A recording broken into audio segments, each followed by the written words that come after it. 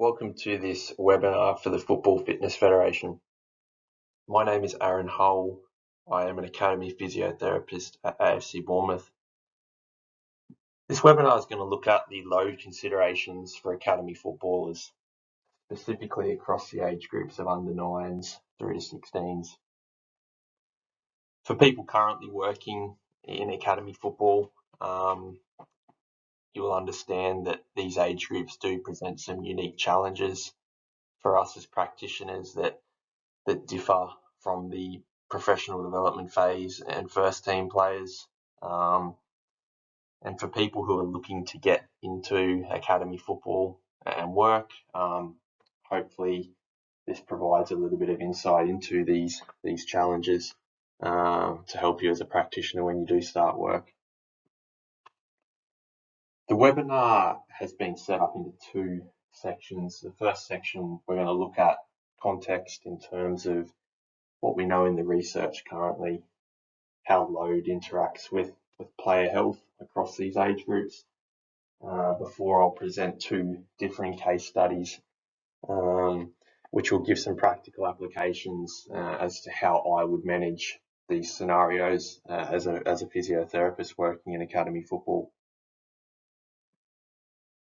In terms of a little bit of background about myself, sort of where I've come from to where I am now. From education, I completed a Bachelor of Exercise and Sports Sciences at the University of Queensland from 2010 to 2013. I then went straight on and completed a Bachelor of Physiotherapy at the same university from 2014 to 2017. In this time, I completed my Australian Strength and Conditioning Association Level 2 coaching accreditation, which is the Australian equivalent of the UKSCA. In terms of my professional working experience, I was a strength and conditioning coach at the Brisbane Lions Academy, which is one of the academies for an elite AFL team based in Brisbane who play in the AFL. Did this from 2015 to 2018 before working as a private practice physio from 2018 through to 2022 before I accepted a role at AFC Bournemouth as an academy physiotherapist in 2022, making the move over from Australia. So we're going to start by looking at context, and what I mean by this is how load mediates athlete health and performance. Whether it's strength and conditioning, sports science, physiotherapy, it's always really important to try as best as you can to understand the mechanisms of what is actually mediating that outcome in an athlete. Load is super important. That the principles of load have been around for hundreds of years and haven't changed. And I think if you can get this understanding of the context, it can really help build buy-in from the player, their family, their coaches with the plan that you recommend, because you're able to actually justify why you've presented that recommendation. So just keep that in mind as we move through the webinar, especially as we get into the case studies. These next few slides, really try to understand them, and you'll see how I do apply them with how I present my recommendations to the players and their support networks. So what are the common load activities that academy footballers complete? I know this slide may seem like it's common knowledge, but the key takeaway that I want you to think about is to try and best understand every player as best as you can. And I know it is hard working across under 9s to 16s, where at any one time you've got 100 plus players to manage. But it's just trying to take that next level of thinking around what we know. Players are completing these loads, but what are the loads that individual players are completing? For example, you might have a player who is completing 3 field-based hockey multi-sessions a week on top of their footballing loads. So trying to understand that from the player, how often are you completing this, just jotting it down so you've got that information. This is not about trying to understand every piece of detail around the loads that the kids are completing outside of academy. It's just trying to be aware of the ones that you think can really influence their risk of getting injured. So here, for example, where we're located down the bottom of the country, we have a lot of players who travel anywhere between 1 and 3 hours to come to training 4 or 5 times a week. So I know for me, I'm very aware of the players who are travelling 2+ hours and checking in on them regularly just to make sure they're okay with everything, because these kids, they've still got their schoolwork to do. We need to make sure they're having the right nutrition, they're getting enough sleep, and travel time, is a fair chunk of their day. So it's working with those athletes to make use of that time in the best possible way. So we want them to be kids. We want them to have fun outside of football. We want them to have fun at school. We want them to complete lots of different activities. But it's just really trying to think of those players who might be completing a little bit more of something else, just keeping it in mind and then using that as an opportunity when having conversations with the player and their support networks to develop the best possible plan for them to keep them out there training, to keep them out there playing and enjoying what they do.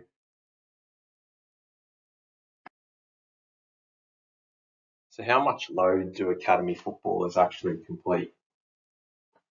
This is a really good paper out of AFC Bournemouth from David Johnson and his group. The graph on the left highlights a graphical representation of the information obtained from the paper. So I've put together this graph just to really visualize this. And they're just the group averages for the under 15s and under 16s in terms of their daily loads overall. And then of that overall load, how much of that load was from load they completed outside the club and load they completed inside the club. And it's really interesting to see, like, for example, on match day, most of their load is from the game, but they're still completing load either before or after games. And it's not to say that we don't want the kids completing other loads. We do. We know that that's important for their development, but this is to really just highlight that there's a lot that we don't know what they're completing. And the way that the authors collected this information is on the right, which is just an example. This is not from the paper. I've just done up a table as an example to highlight how you could do this and what they did in the paper if you wanted to find some more information out. So essentially they've just used a simple RPE scale, 0 to 10. In the table, the loads in the black are the academy loads within the football academy. So MD -1, they didn't train. MD -2, they did a 90-minute session. The intensity was 5. 90 times 5 is 450 arbitrary units. You can then do the same for their loads outside of academy. So, for example, MD -1, school PE, 45 minutes times 3 gives a total load of 135. And what that allows us to do is to identify what these players are completing outside of what we can see, and again, just use that as information. And you're going to probably hear me say this a lot, to start a conversation with the player and their support networks. This doesn't mean that completing loads outside of football is bad. It's all just to start a conversation to give this player the best chance possible of completing as many sessions safely and as many games safely as they possibly can. So again, I thought it was important to just provide an example of how you could do this on the right if you wanted to. And the important thing with this age group, for example, the under 15s to 16s, is that they do wear GPS units when they're completing their academy trainings and games. So again, it does show that, yes, we can collect this information, but how useful is this information if that player is then going and, completing a 2-hour road run every day, or playing, a game of football every other day that we're not aware of. So, yeah, really, really good paper. It's recent, and the key takeaway from this slide is just that there's so much load that we cannot see that these players are completing. It's not bad, but it's just something to be aware of, especially for those players who you think might be doing a little bit more.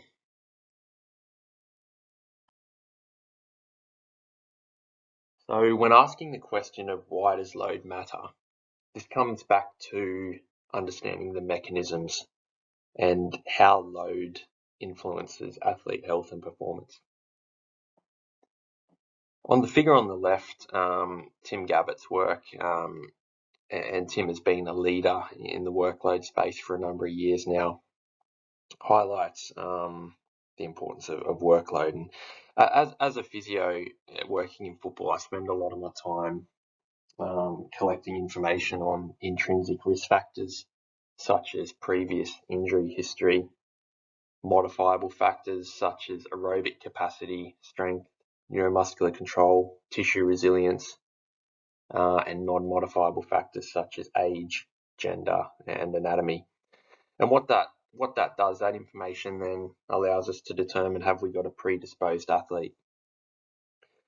But the information is useless without the application of workload, because if the athlete's not completing anything, there's going to be no risk of an inciting event to actually cause injury or no injury. So if we get the application of workload right in terms of the dosage, you have this fitness effect, which is positive, and a fatigue effect, which is negative. And fatigue is not always negative, because we can see on the figure on the right that fatigue dies away relatively quickly, usually within 1 to 3 days. However, the effects of training accumulate like a staircase. And we've all experienced that with our own training, and we've obviously seen it with the athletes that we work with as well. If you get the programming right for this, you have that nice integration of the two. And that's what we're trying to do with planning our microcycles throughout the week. The issue that can occur in academy football is when we're planning a really nice microcycle, but we've got no idea what those players are doing outside of their academy hours, as hinted in the previous slides. So if we get this right, you have the nice integration between the two, and you get better performance overall. If you have your microcycle planned nicely, but the player's then going and playing an extra game of football each day, you're going to get to a point where you have more fatigue than fitness, and then that places the athlete at risk of injury. So really trying to get those integration between the two as best as possible is important. And that's where trying to best understand what the athlete's completing outside of academy football is really important, because if the athlete gets injured, there's too much fatigue, that means they're spending time not training, they're spending time on treatment tables, and we know that overall is going to affect their volume of developmental time on the pitch and in the gym to become better footballers. They're not going to become better footballers spending time with the physios. So we try to be really proactive with this, daily conversations with sports science and other medical staff to ensure, like, if anyone's got extra information, that we're aware of it, because as I said, if a player is just going through that cycle of of injury and getting back, getting injured again, it's subsequently really affecting their development as a footballer. So, really important to consider. Keep these in mind as we move forward, especially in the case studies. In terms of screening for growth and maturation risk factors, it is important to touch on, given the presentation is based on the age groups of under 9s to 16s. They are growing athletes. Every athlete grows differently in terms of where they're at. So we collect a quarterly report for each age group, and it highlights whether the player has 1, 2, or all 3 risk factors. And these risk factors have come from another excellent paper from David Johnson and his group, which found a association between percentage of predicted adult height between 88 and 95%, overall growth rate of greater than 7.2 centimeters in a year, and lower limb growth rate of greater than 3.6 centimeters in a year to be associated with non-contact injuries in academy footballers. This information sits in the intrinsic risk factor information gathering process, which as physios and sports scientists we collect in academy football. However, it is important to keep in mind that it is just information, and without the application of workload, the player's not going to have essentially that chance for the inciting event for injury or no injury, or fitness and fatigue. So it's a great conversation starter.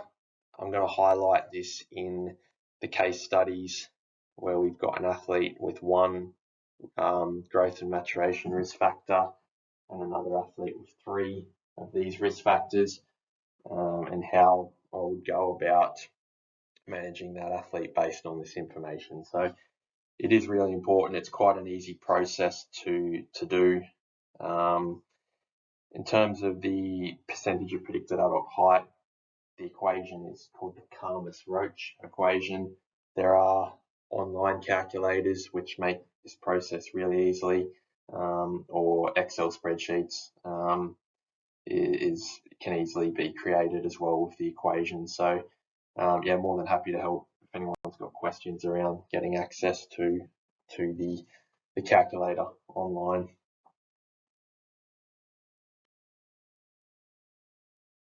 So for the second part of the webinar, we're going to look at how we apply this information practically. I think with any sort of CPD, it's important to have some key takeaways that you can start implementing straight away.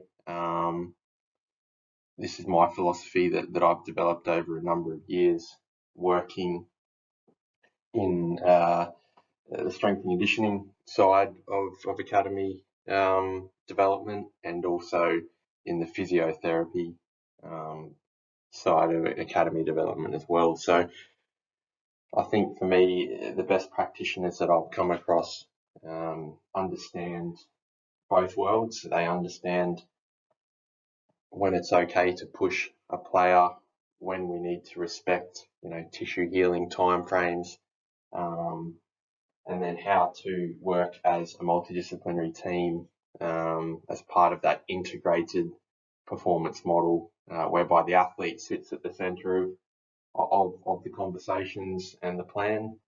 They're actively involved in the decision making, and in particular in this environment, really, really important to have parents, guardians, academy coaches, club coaches, even teachers on board with the plan, so that everybody feels valued, everybody feels listened to,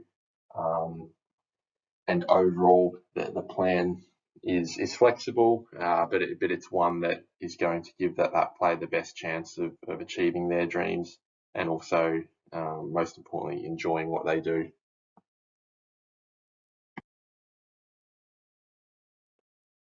So we can see here 2 players, player A, player B, and these are potentially scenarios that we can encounter in academy football each week. We've got two players of the same age group, under 14s. Player A has 3 growth and maturation risk factors. Player B has 1. Player A has no symptoms or pain, and player B has 6 out of 10 front of the knee pain every training, every game, and it is starting to affect his performance. In terms of recent load over the last 2 months, both players participate in academy football, school football. Player A does middle distance athletics with no rest days, and player B does school cross country with no rest days. The difference between player A and player B is that player A continued some loads in the off season. Player B reports not doing much at all, and there's been a rapid increase in July in his loading. Injury history: player A has had no injuries. Player B had Sever's disease in under 10s. And just quickly, for anyone who's not sure what that is, it's a growth-related injury on the back of the heel that we commonly see in our foundation phase under 9s to 12s players. In our youth development phase players, particularly under 13s, under 14s, we tend to see the tibial tuberosity equivalent of this condition. And then for our under 15s and under 16s, we tend to see the hip and even lower back equivalent of these growth and maturation conditions, which represents a distal to proximal pattern of growth and maturation injury-related symptoms. And these are symptoms that we can often manage through with the right plan and making sure everyone understands that these aren't necessarily a bad thing.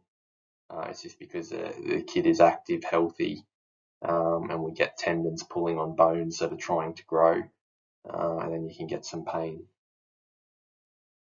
In terms of parent and guardian input, player A's parents have no questions at all.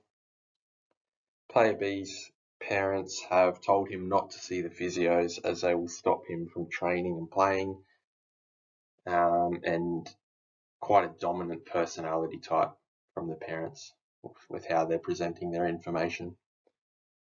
Player A has no concerns at all, and player B has concerns around getting released because he thinks that if he tells the physio that his knees are sore, he'll be taken out of training and games.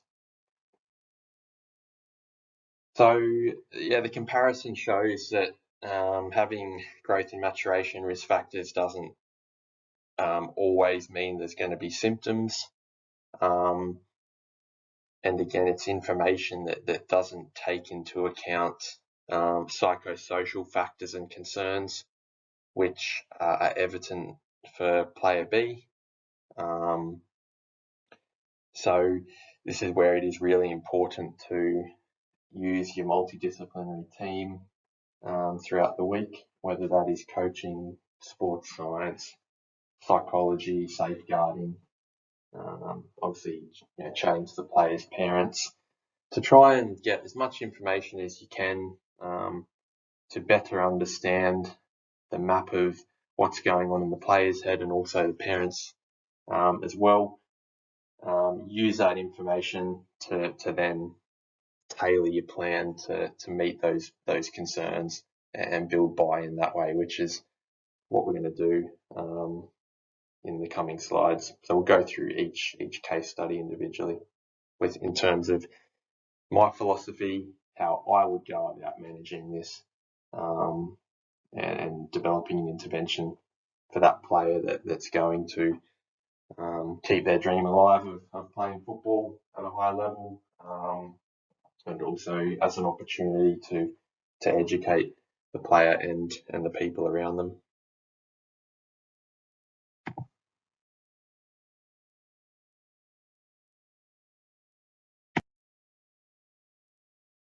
So for player A, the key pieces of information as a physiotherapist is that he does have 3 growth and maturation risk factors. However, he has no symptoms in terms of pain. We know the loads that he is completing outside of football, and that his parents have no questions or concerns with anything at the moment. So that does mean I need to approach this in a way that's not going to create any fear amongst the player or the parents. So the way I would start approaching this one is have a conversation with the player, and that can be either just in the gym before training, or out, walking to the training pitch with his teammates, taking equipment out, and just ask some follow-up questions around, does he have any pain? Often he'll say no. What is he completing outside of football? And then ask if he's having any rest days. If he says he's got no pain, completing a lot of things outside of football, and he's not having any rest days, I'll go and have a chat to his parents then, and always start the conversation in a really positive way and say, the information that we're collecting, it's based on research, and it's a way for us to stay ahead of the game in terms of making sure the players have the least chance of getting injured, which means it's going to keep them out on the pitch training and playing and having fun. So then I'll say, we have a lot of kids in the academy who have these risk factors. A lot don't get injuries, but some do. So it's really important to let us know if player A is developing any symptoms, so that we can start our treatment really early in terms of load modification. I'll then say to the parent, it's really important to prioritise his training loads outside of academy football. So if the player said to me, yeah, I just do athletics to stay fit, but I really enjoy school football, we could say to the parents it's important he has 1 or 2 rest days within his week. It's okay to do middle distance athletics, but can we maybe drop a couple of sessions of that to ensure that there's enough time for rest to occur? Because a growing athlete, the skeleton's developing, we do need some time in there for all the training that he's doing to actually recover. If we don't have recovery, it just gets to that point where there's too much of a good thing, and then something's going to start to happen in terms of symptoms. So prioritizing sessions outside of football is a really, really easy one to do, and the parents usually have no problems with that. In terms of his academy loads, we won't change anything unless symptoms appear, and usually we tend to find symptoms greater than 4 out of 10 pain for a couple of weeks are quite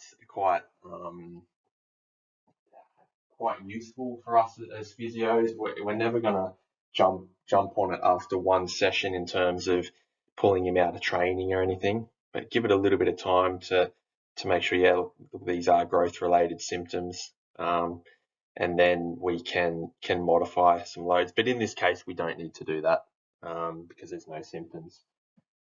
And in terms of specific injury mitigation protocols, we'll just make sure that he's really compliant with his long-term athletic development gym program, which is prescribed by our sports science department in the gym each week.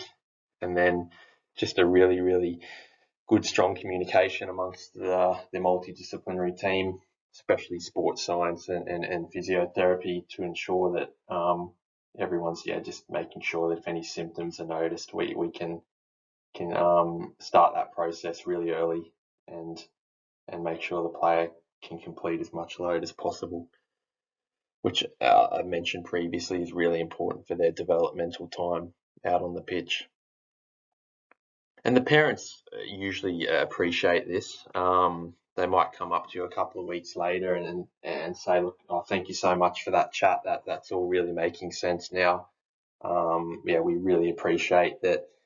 You've explained to us why you collect that information and how it's actually used as a positive to keep player A out on the pitch as opposed to prevent him from training and playing. So again, it's how you communicate this in a positive way, with the best interests of the player always at the centre of the this model that I've presented here.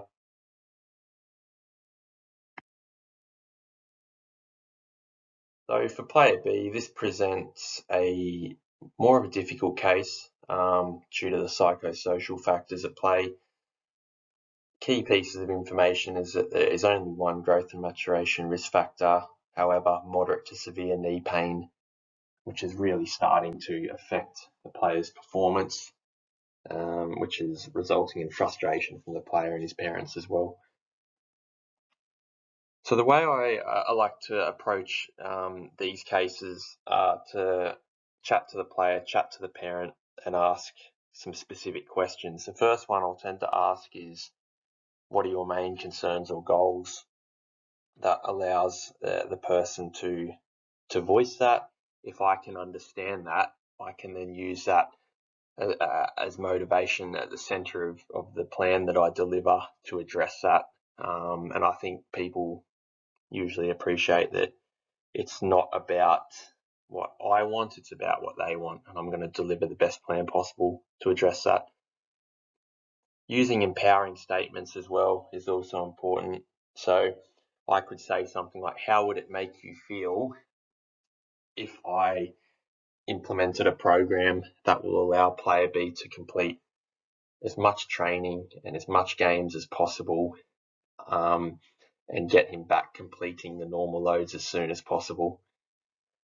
That builds buy-in as well. It shows the player and their support networks that what I'm doing is helping address their concerns, and it's in the best interests of getting that player doing what he wants to be doing, and that's playing football. In terms of sort of dominant personality types, I think providing information that is confident and direct can also assist with building that buy-in. So again, outlining things like how long will it take, to give them some time frames, what they can do to help speed the process up, what we can do as a sports science and sports medicine department, and if there's any costs involved. And in terms of financial costs, there's not, but it could be costs such as travel time, how many games are missed, that sort of stuff. So again, just providing that information confidently in a direct way, I think really builds buy-in from these people, because again, they realise that you're on their side and that you're trying to deliver an intervention that's going to meet their needs. Because there's significant pain at play here, what I would do is modify a training during the week and just make that gym-based. So let's just have a day of deload, but do some specific gym work. And that can include their normal long-term athletic development program. But if the player is getting symptoms, we can modify range, for example, on a squat and go to like a quarter range. I always say like anything up to 3 out of 10 is okay, but if we're getting more than that, please let me know. And then modify half a game on the weekend. Again, just to take some load out of the equation. And that's quite a nice one because the player still gets to play. It's just that it's modified. It's not that we're completely taking them out of training and games and sitting in treatment rooms or gyms. The other thing with the injury mitigation is that, I would take plyometrics out of the program for a couple of weeks. Again, every player is different. Some symptoms can settle really quickly. Other symptoms can take, in my experience, anywhere from 2 to 6 to 8 weeks to settle. If you're after isometric dosages in terms of times, 4 by 45 seconds can be quite nice for like an isometric wall sit, for example, at a quarter range. I've found that they're quite helpful. But I think the key thing is the education around some pain is okay, but we don't want more than 3 out of 10. let us know what that is, and there's always something that we can do to modify in the gym, whether it is range of motion, squat to a quarter as opposed to full depth, lunge to quarter depth. We can do more open chain exercises. There's always something we do. So we focus on that, and we try not to bring it up too much once the player actually is in the gym, because we don't want the player always thinking what they can't do. We want them to focus on what they can do, and that this is still an opportunity to get something out of it that they wouldn't get if they were just out there training and playing all the time. They're actually getting more care in the gym, with the sports science and physio staff, where we can actually use this as an opportunity as well to develop some more core strength or develop some more upper body strength, depending on the position of the player. So it's a nice way to build some buy-in in that way. And then again, you can communicate that to the parents that, when these symptoms settle, we have worked on this and this in the gym, and it's actually going to make them a better footballer out on the pitch.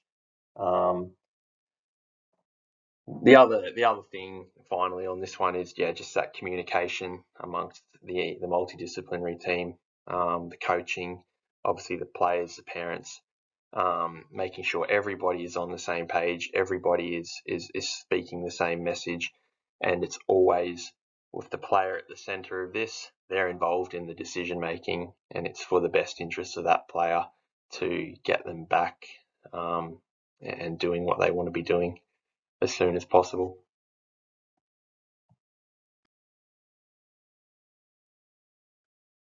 I've mentioned this a few times throughout the webinar, the importance of using positive language when communicating with people about load. I think often people chatting to physiotherapists about load is viewed through a negative lens, and this is something that I really try to change with the way that I communicate load, so that people can see it as a positive thing. And if we change the language, we can change the behaviour. And often we do see parents or players coming up to us 2-3 weeks down the track saying, I've started swimming at school. I just wanted to have a chat to you about, do you think I should do 1 session or 3 sessions? The chat that we had 3 weeks ago was really, really helpful, and we understand why you do what you do to help keep the player out on the pitch and training and enjoying what they do. So this figure from Tim Gabbett really sums up my philosophy with everything I've spoken about today. Often injuries occur when there's too much sport-specific loads completed, or there's too much gym or rehabilitation loads completed and not enough sport-specific loads. So what Tim has proposed is a balance of both sport-specific and local tissue capacity loads. And this is what we try to do by keeping the players completing as much of their microcycle loads as possible, and then completing their long-term athletic development gym program as well. And what that allows us to do is to keep athletes up in that top right quadrant on the right, and keeping them away from the other quadrants. So it's a nice figure to keep in mind, and summarize everything we've spoken about here.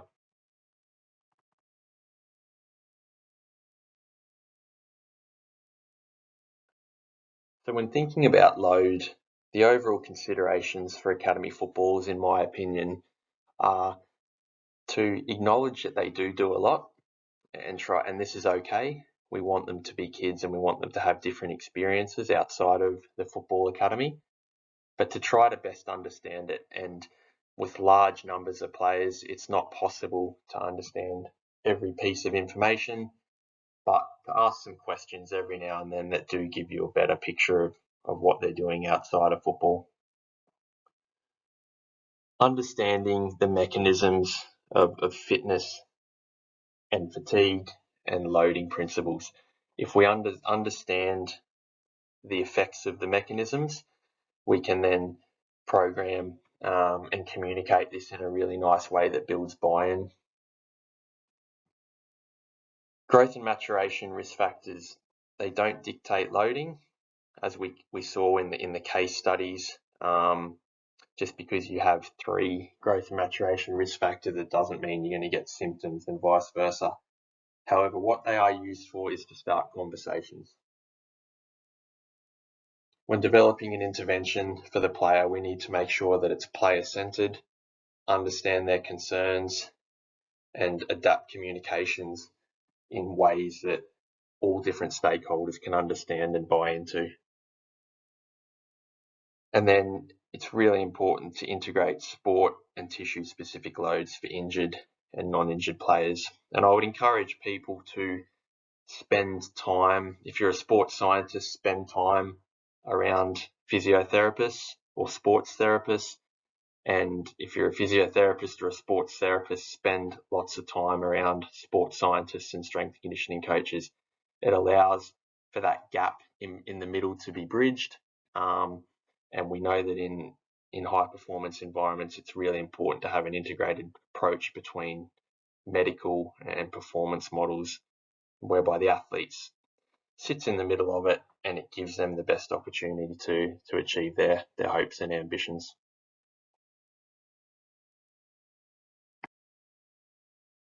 This slide just shows the references that I've used throughout the presentation. I'd encourage people to give them a read.